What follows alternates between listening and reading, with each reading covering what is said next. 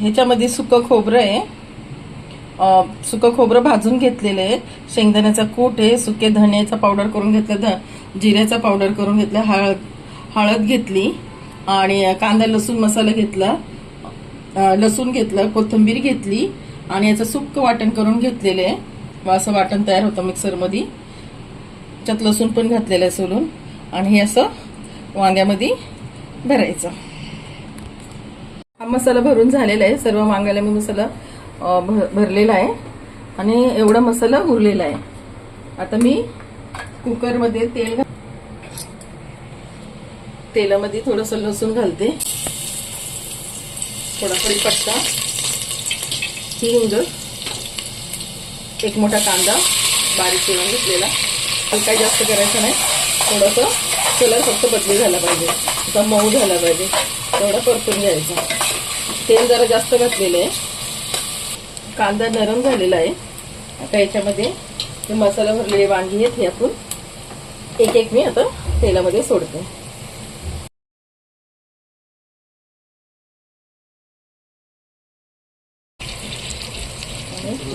तर चांगलं फास्ट गॅसवर त्याला 2 मिनिटं परतून घेऊया. टमाटर टाकल्याच्या नंतर चांगलं परतून घेऊया आणि याच्यामध्ये पुन्हा मी तशी मसाल्यामध्ये पण हळद घातलेली आहे. चांगलं तर थोडीशी हळद, एवढा मसाला चांगला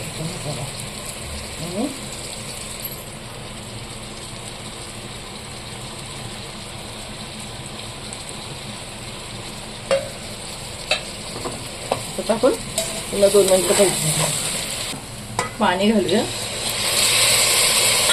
थोडंच पाणी घालायचं.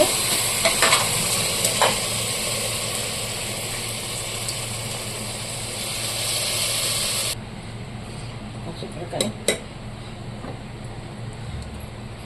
टाकायला लावते.